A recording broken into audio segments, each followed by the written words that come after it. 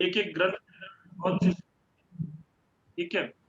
तो वो सूक्तियां पढ़ना का मतलब क्या हो गया आपका, मान लीजिए अभिज्ञान शाकुंतलम लिया हमने, अभिज्ञान शाकुंतलम में कितनी सारी सूक्तियां हैं, और वो हाँ सारी जी। सूक्तियों को पढ़ने लग जाएंगे तब तो हमारा समय उसी में ही निकल जाएगा, एक दिन की क्लास पूरी अभिज्ञान शाकुंतलम में निकल गई।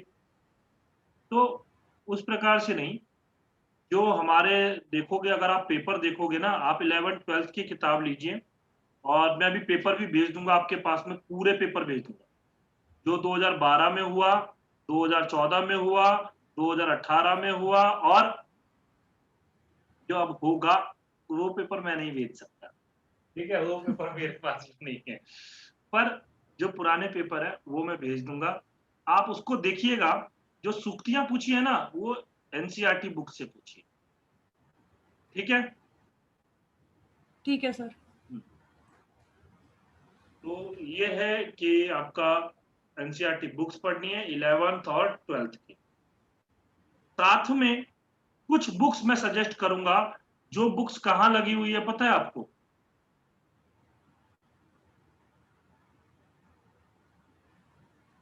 ये कुछ पुस्तकें आपके, एक मिनट क्या बताता हूँ।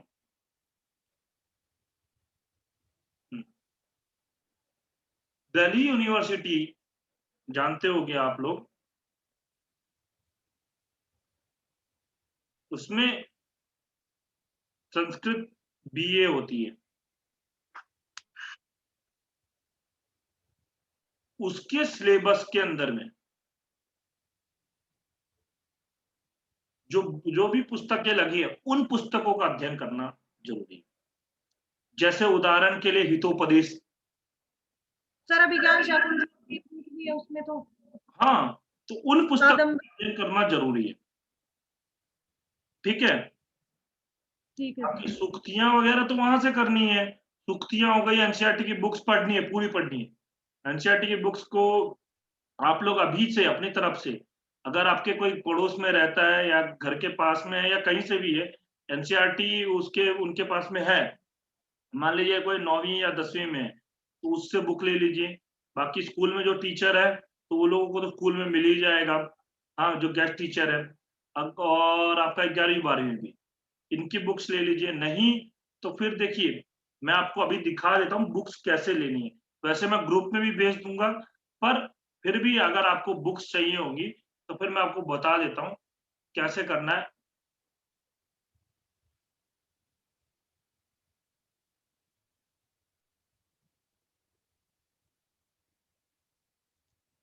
देखिए, आप लोगों को दिख रहा है, क्या दिख रहा है आप लोगों को?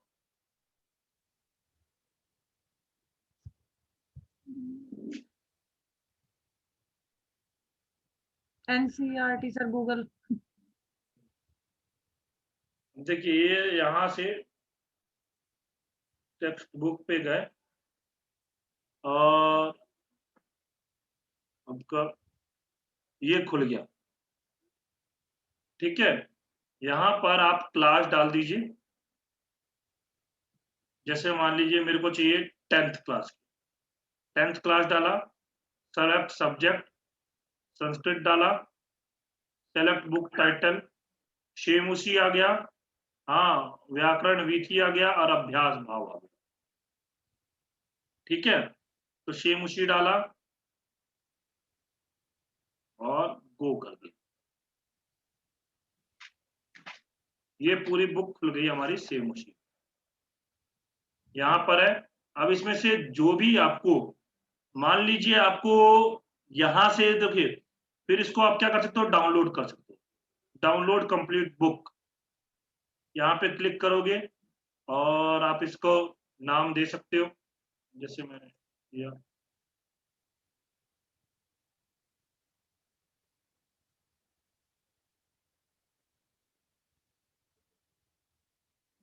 ठीक है। तो क्लिक किया, तो ये डाउनलोड हो रही है। बाकी यहाँ भी आप खोल सकते हो, जैसे मान लीजिए मेरे को दूसरा चैप्टर खोलना है, तो दूसरा चैप्टर आपने खोला,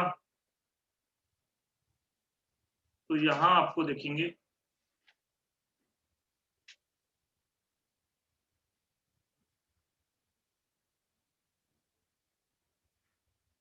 ये देखिए,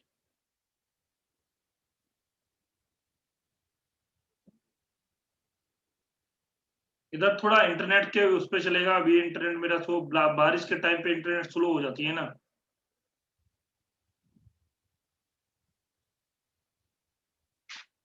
तो इसलिए डाउनलोड कर लिया, तो वो डाउनलोड वाला देख लेते हैं।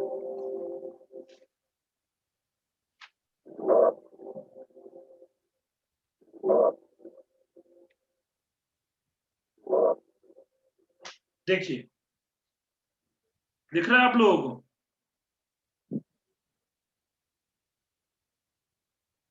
बुद्धिर बुद्धिर बलवती सदा। अब देखो, अब यहां पर प्रश्न क्या है, आपसे पूछा जाएगा सुख सप्तति कस्य रचना अस्ति, और ये एग्जाम में पूछा गया है, डीएसएसबी टीजीटी में पूछा गया। अब ये आप खोजते रह जाओगे, कहीं पर मान लो किसी कवि का बारे में खोजते रह जाओगे, लेकिन पूछा कहां से? यहां से। प्रस्तुतः पाठः सुख सप्तति इति कथा ग्रंथात् संपादनम कृत्वा संगृहीतोऽस्ति। ये जो पाठ है वो सुख सप्तति कथा ग्रंथ से संपादन करके संग्रहित किया गया। अत्र पाठान से स्वलघु पुत्राभ्याम सह कानन मार्गेण पितृगृहं प्रतिम गच्छन्त्या बुद्धिमती इति नाम्न्या महिलायाः मति कौशलम प्रदर्शितम अस्ति। हाँ, आप यहाँ पर क्या, इस पाठ के अंदर में अपने पुत्रों के साथ में, दो पुत्रों के साथ में कानन मार्गिन का मतलब वन मार्गिन। अब यहां से आपसे एग्जाम में पूछ लिया था कानन शब्द से को अर्थ, ऐसा एग्जाम में प्रश्न बन जाता है। तो पितृगृह प्रति गच्छन्त्या बुद्धिमती इति नाम्न्या, बुआ उसका क्या नाम है? बुद्धिमती, ये नाम का महिला मति कौशल, उसकी बुद्धि का कौशल प्रदर्शित किया गया है। सा पुरता समागतम सिंहमपि भीतिम उत्पाद्य ततः निवारयति। वो सामने आए हुए शेर को भी डरा करके उसको भगा देती है। इयम कथा नीति निपुणयोः सुख सारिकयोः संवाद माध्यमेन सद्वृत्ते विकासार्थम प्रेरयति। तो ये क्या है? ये जो कथा है नीति निपुण में सुख सारिकयो, सुख और सारिका, इन दोनों के बीच में संवाद वृत्त के में है, और ये विकास के लिए, मानव विकासों के लिए कहा गया है। अब ये एग्जाम में सुख सप्तति पूछा गया था प्रश्न। अब ये देखिए, आपसे ऐसे पूछ लिया जाए, बुद्धिर बलवती तन्वी सर्व कार्येषु सर्वदा, ये उक्ति कहाँ की? अब आप पूरा खोजते रह जाओगे, कहीं किसी पुस्तक में ढूंढोगे, कहाँ ढूंढोगे, मिलेगा तब जाकर के आपको सुख सारिका में मिलेगा, फिर आप कहोगे सुख सारिका का है। तो अब सुख सारिका का इतना दूर ढूंढने की अपेक्षा एनसीईआरटी बुक अगर देखा तो देखिए वहां पे मिल जाता है। आया समझ में?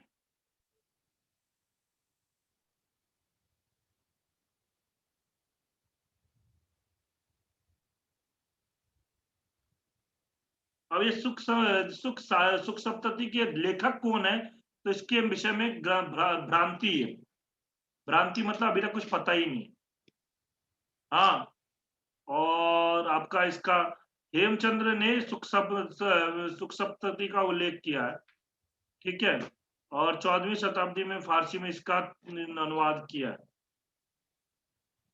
अब यहाँ से धातु वगैरह है, निश्चति, अनद, तो इस प्रकार से आपके देख सकते हैं हम लोग पाठों के अंदर से प्रश्न पूछे जाते हैं, ठीक है।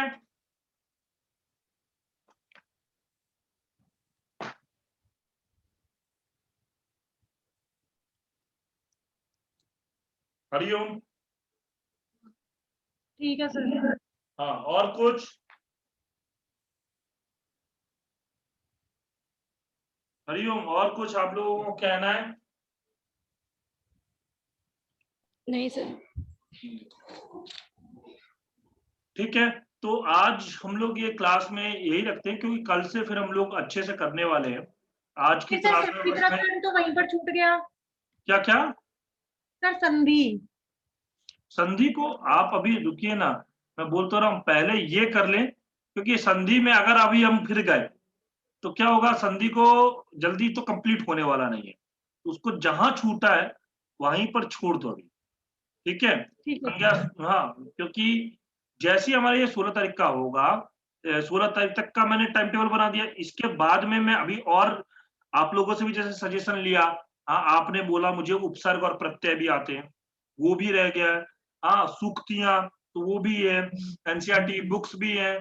तो और फिर उसके बाद में आपका संधि जो बचा है, संधि, हाँ, फिर कारक प्रकरण तो हो गया, इसमें कारक और विभक्ति हो गया, समास हो गया।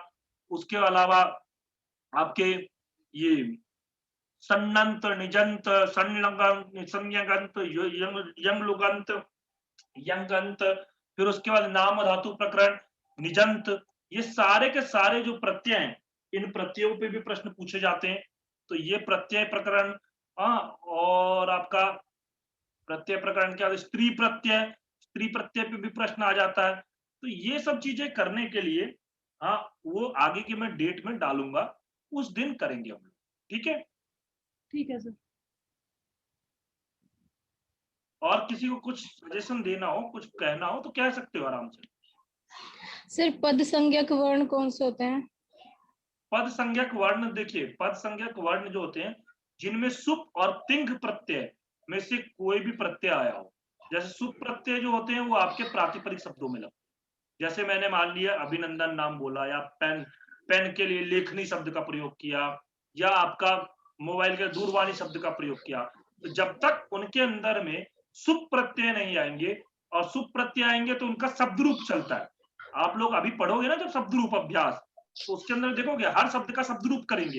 इकारांत है, उकारांत है, ऋकारांत है, नकारांत है, तकारांत, जकारांत, सकारांत, पकारांत, मकारांत, सारे शब्दों का करेंगे, ठीक है। सर और जैसे एक क्वेश्चन, हाँ हाँ बोलिए, हाँ जी बोलिए।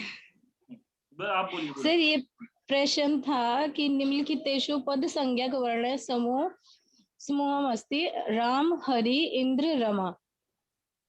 क्या क्या क्या दोबारा बोलिए। प्रश्न है निम्नलिखितेषु पद संज्ञक वर्ण समूहम अस्ति, ऑप्शन दे रखे हैं, राम है, इंद्र, हरि, रमा। राम, इंद्र, हरि, रमा। एक बार आप मुझे हाँ ये व्हाट्सएप करिए, हाँ जी सर। अभी व्हाट्सएप करिए, मैं देखता हूँ को कैसा है। सर एक और क्वेश्चन है, शंभु राजते आप संधि मुझे युक्त पद। आप मुझे दोनों हाँ करिए, जी मैं हाँ आपको जी बताता हूँ, मैं आपको बताता हूँ। जी सर। अभी कर दीजिए, मैं स्क्रीन पे दिखा देता हूँ, यही बता दो। ठीक है सर, ठीक है सर। हरि,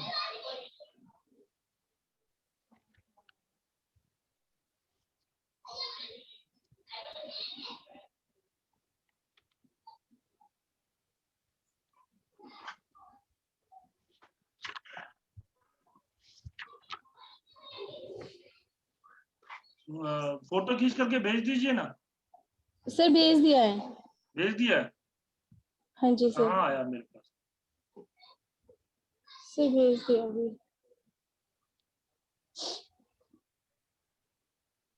हाँ आ गया आ गया।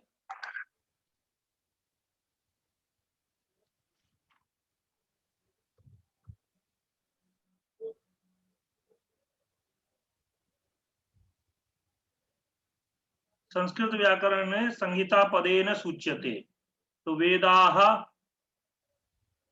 समासाः, संधि, आगमा। तो इसका क्या किया आपने?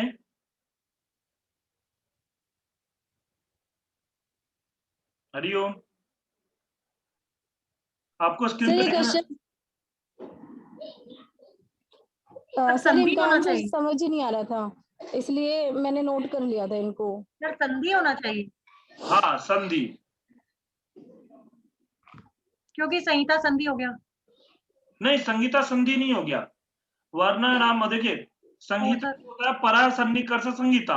हाँ, जो दूसरों वर्णों की अति समीपता, जहां पर वर्णों की समीपता हो। समीपता। अगर ये केवल ऐसे लिखा होता संस्कृत व्याकरण की जगह पर, अगर संस्कृत ही लिखा होता केवल, तब होता वेदा, ठीक है। परंतु यहाँ पे क्या लिखा हुआ है? संस्कृत व्याकरण। व्याकरण के अंदर में अभी हमने पढ़ा था ना, इको यणचि इका स्थाने, यण स्यात्, अचि परे, संहितायाम विषये, संहिता के विषय में। तो वहां पर संहिता जो होती है वो आपकी संधि में होती है, ठीक है। बाह्य प्रयत्न कतिधा भवति? एकादश। एकादश। ठीक है।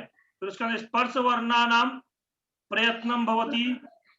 स्पर्शम। पृष्ठम, बिल्कुल सही है। अच प्रत्याहारे, ये क्या लिखा है? सम्मिलितः भवन्ति। भवन्ति। स्वरवर्ण। स्वरवर्णा, बिल्कुल सही है। फिर उसका कस्मिन् विकल्पे संयोग संज्ञा अस्ति? संयोग संज्ञा किस विकल्प में?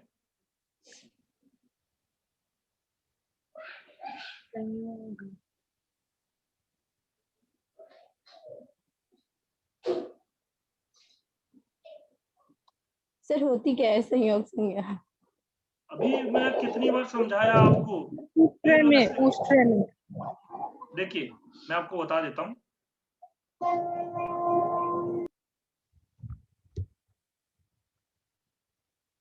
संयोग संज्ञा के लिए वैसे तो सूत्र है हलो अनंतरा संयोगा। हल से अनंतर व्यवहित, यानी कि अच भी व्यवहिता, अच से अव्यवहित, अव्यवहित वर्ण आपके संयोग संज्ञक होते हैं। ये पेन थोड़ा सही नहीं चलता है कल कभी। संयोग संज्ञक होते हैं, ठीक है। अब ये यहाँ पे संयोग संज्ञक हो गया। अब जैसे आप मान लीजिए, देखिए हमने लिया क्या, कोई भी शब्द लीजिए, कार्त्स्न्यम, कार्त्स्न्यम शब्द है, या ऐसे लेते हैं सर ऊष्ट्र का ही बता दीजिए। उष्ट्र, इन्हीं में से ले लीजिए। हाँ उष्ट्र। ऊ लिया, श हुआ, हाँ मतलब वर्ण विच्छेद करते हैं, ऊ धन स धन ट धन र धन अ, ये बनेगा ना। अब यहां पर क्या, इसमें भी अच नहीं है, इसमें भी नहीं है, इसमें भी नहीं है। ये तीन वर्ण जब आपके एक साथ में मिले तो उनकी क्या हो जाएगी, संयोग संज्ञा। तो उष्ट्र में ही संयोग संज्ञा जो है होगी। और जो उदाहरण थे आपके, कौन कौन से थे उदाहरण आपके? और उदाहरण थे सर इसमें था बाला, बालाह, रमेशः, रमेश राम। राम है।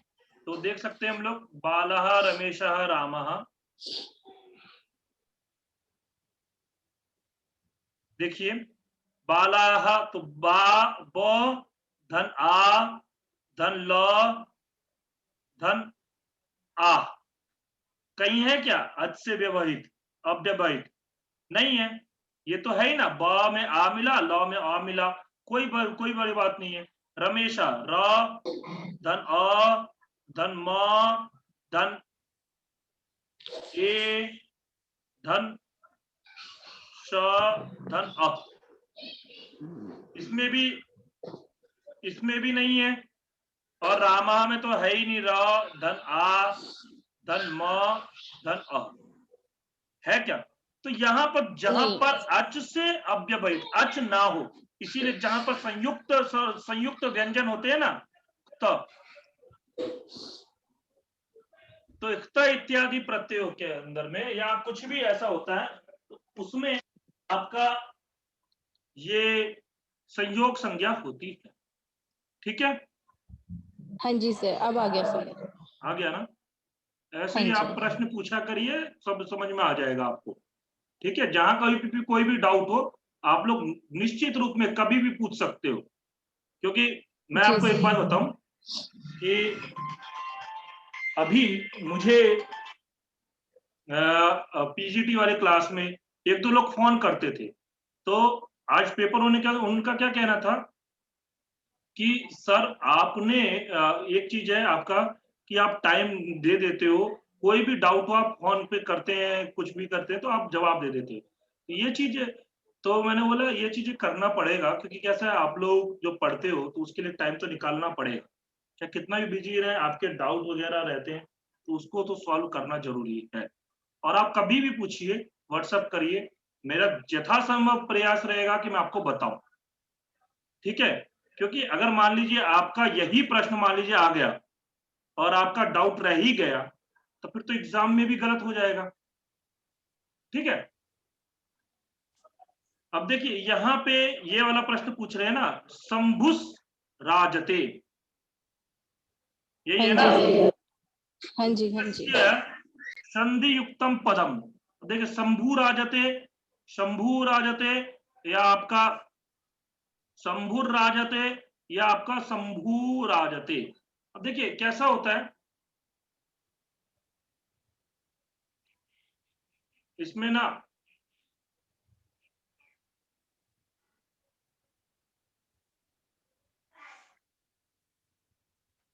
शंभुस राजते। अब ये जो विषय है, सौ को सस जुसो रू से रू हो गया, शंभु शंभुर राजते। अब इसके बाद में क्या होता है ना, जब आपका इसका ड्रॉ लोपे पूर्व से दीर्घोणा एक सूत्र है, उससे क्या होता है,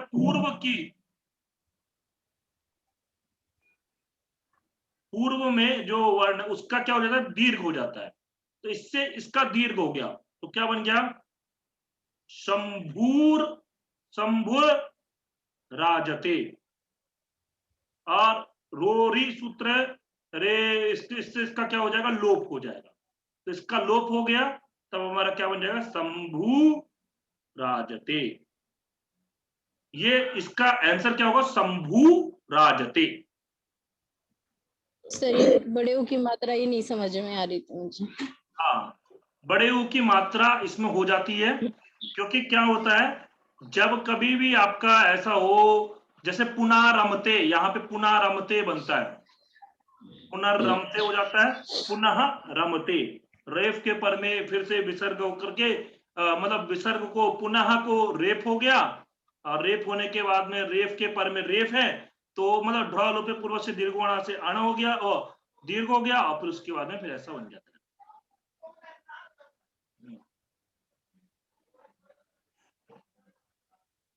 ठीक है, और कुछ, अच्छा और प्रश्न भी था ना एक, हाँ जी, ओप्पो A7, हरिओम हरिओम। हरिओम सर जी। हाँ हाँ हरिओम, नमस्कार, बोलिए नमस्कार। आपका नाम क्या है? आपसे सर मेरा नाम, आपसे ही बात हुई जी थी जी ना मेरी? बात हुई थी सर। नाम क्या है आपका? नंद कुमार। हाँ, तो वही है, मैंने इसीलिए मेरे को बाद में ध्यान आया, तो आपसे बात हुई थी तो मैंने इसीलिए क्लास का लिंक बीच में भेजा क्लास के। तो जी। आप यही अभी तो हम लोगों ने आज क्लास में ज्यादा कुछ किया नहीं है, अभी जी केवल मैंने जो जो चीज पढ़ाऊंगा उसके बारे में डिस्कशन किया है। और अभी हम लोग वैसे संधि पढ़ रहे थे, पर अब जी जो ट्रैक चेंज करना पड़ेगा, 1 महीने में एग्जाम है, तो इसलिए 16 तारीख तक का जो टाइम टेबल मैंने भेजा है वो तो हम लोग जी पढ़ेंगे ही। उसके बाद में जो टॉपिक रह गए हैं उन टॉपिक को भी हम लोग कवर करेंगे। तो इसलिए आज सजेशन भी लिया, आप इन लोगों में से बहुत से लोगों ने सजेशन दिया है, आपको भी कुछ सजेस्ट करना है। जैसे मान लीजिए एक दिया है उपसर्ग और प्रत्यय रह गए, सर उपसर्ग और प्रत्यय करवा दीजिए। ठीक है, और सूक्तियां, ठीक, ये और भी आपको कोई सजेशन देना हो कि सर ये चीज इसमें रह गई है, आपने देख लिया होगा मैंने भेजा था, जी जी देखे हैं। तो उसमें बता दीजिएगा। ठीक है, अभी नहीं बाद में भी बता दीजिएगा मुझे, कोई बात नहीं। बाकी आप ठीक है जो सर। है क्लास में ज्वाइन करेंगे, कल से हमारी 8 से 10 क्लास चलेगी, मैं आपको भी ग्रुप में भी ऐड जी कर दूंगा। हाँ, और फिर रेगुलर क्लास करिएगा, और फिर उसके बाद में नोट्स वगैरह भी देता रहूंगा, तो उसको भी पढ़ते रहिएगा, ठीक है ना? जी जी। और कुछ कहना है आपको तो बोलिए। सर क्या कहें। नहीं, एग्जाम डेट नजदीक आ गई इसलिए क्या कहें, वही समस्या तो यही है। जी सर। चलिए, और आपका अब यहाँ देखिए, एक प्रश्न था जब गणदस इत्यस्मिन् सूत्रे इत्संज्ञक वर्ण अस्ति। इत्संज्ञक वर्ण कौन सा है इसमें? क्या होगा? स अंतिम है, इसलिए स का हलंत है ना, हलंत्यम सूत्र से उसकी इत्संज्ञा हो गई। ठीक, बिल्कुल सही है। अब ये वाला बताइए, निम्नलिखित येषु पद संज्ञक वर्ण समूह अस्ति, बताइए। पद संज्ञक सर, इंद्र। वही तो समस्या है। आप बताइए नंद कुमार जी। सर हरि होगा क्या? यही तो बात है इसमें। देखिए, अब मैं आपको बताता हूं क्या है इसमें। कौन कौन से ऑप्शन है? राम, हरि, इंद्र और रमा। व्याकरण आप लोग अगर थोड़ा बहुत भी पढ़े होंगे तो आप लोगों को पता होगा, सु औ जस, जी हम औ सस, टाभ्याम बीस, गेभ्याम ब्यस, गसिभ्याम ब्यस, ऐसे करके 21 प्रत्यय आते हैं। वो जो 21 प्रत्यय आते हैं उनमें प्रथमा विभक्ति में सु प्रत्यय आता है। तो राम शब्द में ये अभी तक प्रातिपदिक नहीं हो, अभी तक प्रातिपदिक है, अभी तक पद नहीं बना। जब इसमें सुप प्रत्यय में से कोई भी प्रत्यय आएगा तभी ये प्रत्यय बनेगा, तभी ये पद संज्ञक वर्ण बनेगा। ठीक है, तभी ये एक पद बनेगा। और एक व्याकरण का नियम है, व्याकरण का क्या नियम है? अपदम न प्रयुंजीत, अपदम न प्रयुंजीत। अपदम न प्रयुंजीता का मतलब क्या है? कोई भी शब्द बिना पद बनाए या बिना पद का कोई भी हमें प्रयोग ही नहीं करना है। जो पद नहीं है उसका प्रयोग हमें करना ही नहीं चाहिए। इसीलिए देखोगे व्याकरण के अंदर जितने भी शब्द आते हैं या तो उसमें सुप लगेगा या तो उसमें तिंग लगेगा। ठीक है, तिंग कब लगता है? तिंग लगता है धातुओं के साथ में। हमारे बनते हैं, हमारे वो बनते हैं आपके धातु से, हमारे धातु रूप बनते हैं ना, पठती, पठता, पठंती, पठजी, पठता, पठता, पठामी, पठावा, पठामा, ऐसा रूप बनता है। उसी प्रकार आपका हर लकारों में बनता है, 10 लकार होते हैं, 10 लकारों में बनते हैं। तो वो किससे? तिंग प्रत्ययों से बनते हैं। 18 टोटल ये प्रत्यय होते हैं, 9 आत्मनेपदी के, 9 परस्मैपदी के।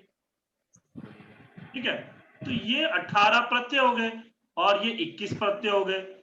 अब हमारे ये 21 प्रत्ययों में से सु प्रत्यय लगता है।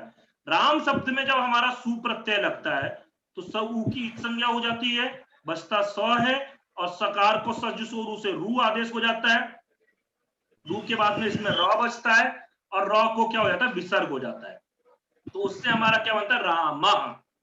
जब ये पद बनेगा तो हमारा रामः बनेगा। अगर वहां रामः लिखा होता तो रामः सही होता। सही है, आए बात समझ में? ऐसे ही हमारा हरि शब्द से भी बनता है। हरि शब्द है, हरि शब्द में भी सु विभक्ति आई और सु प्रत्यय आया। सु में वही है, वही प्रक्रिया होती है पूरी, टोटल सेम। ऊ की संज्ञा हो गई, मतलब ऊ की संज्ञा होकर के स रहा, सकार को सज सो रू से रू हो गया, रू में र बचा, र को विसर्ग हो गया, तो हमारा क्या बनेगा? हरि ही। ऐसा अगर हरि ही में भी विसर्ग होता तो वो आंसर होता। जी, तब होता। हाँ, ऐसे ही हमारा इंद्र बनेगा। इंद्र शब्द में भी सु प्रत्यय आएगा, ऊ की संज्ञा हो जाएगी, स रहेगा, स को सजुसोरु से रू होगा, रू के र बच जाएगा, र के फिर बाद में विसर्ग आ जाएगा। तो ऐसे ही हमारा क्या बनेगा? इंद्र। अगर इंद्र में विसर्ग होता तो ये वाला आंसर होता।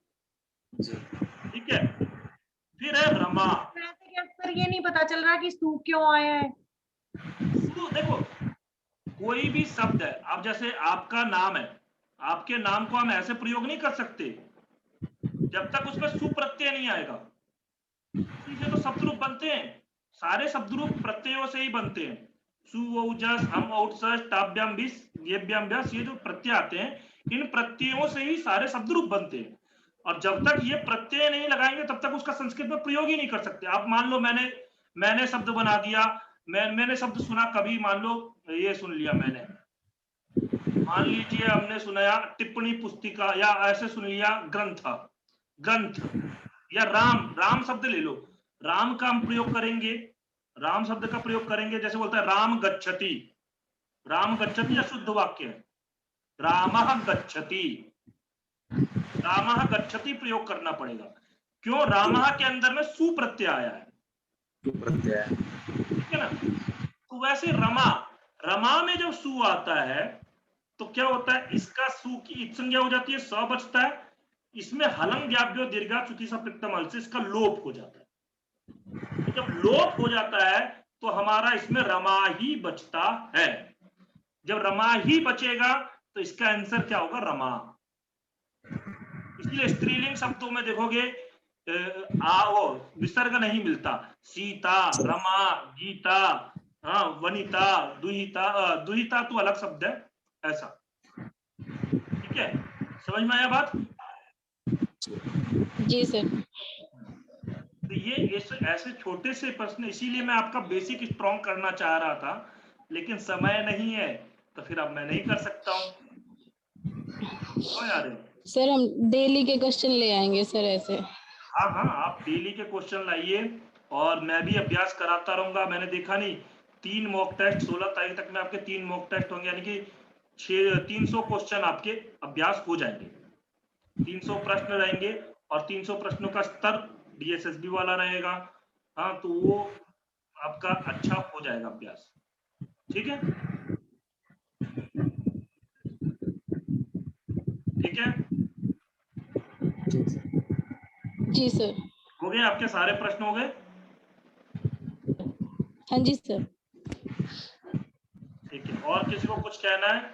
4 मिनट है अपने पास में, किसी को जो कुछ भी कहना हो कह सकता है, बोल सकता है। कल से फिर हम लोग तैयार रहना, आप लोग 8 बजे से 8 से 10 हमारी क्लास चलेगी और 2 घंटे देखते हैं 2 घंटे में कितना हो पाता है। 2-2 घंटे करके हम लोग करेंगे। अभी तो 1 घंटा ही हो रहा था, 1 घंटा का मैं ज्यादा ले लेता हूँ, 1 घंटा 20 मिनट हो गया। लेकिन सर आप ग्रुप पे डाल दीजिए वो पेपर पूरा पिछले सालों वाले। हाँ, अभी मेरे पास में नहीं है, मैंने किसी मित्र को दे रखा है, तो 1-2 दिन के अंदर में वो दे देगा मुझे, तो फिर मैं डाल दूंगा। ठीक है पुराने पेपर सर मेल का है मेरे पास। क्या? तो सर DSSB का पुराना पेपर मेल का है मेरे पास, ईमेल का नहीं। अच्छा, तो आप जो वो भेज आपका दीजिए, वो डाल दीजिए। आप ग्रुप में भेज दीजिए, मैं उसके आंसर भेज दूंगा, ठीक है। आप वैसे ग्रुप में भेज दीजिए या मुझे पर्सनली भेज दीजिए, तो मैं आंसर भी हाईलाइट करके फिर ग्रुप में भेज दूंगा, ठीक है। चलिए फिर रखिए, यहीं तक क्लास करें समाप्त, ठीक है। नमो नमः, नमो नमः। शुभ रात्रि। शुभ रात्रि।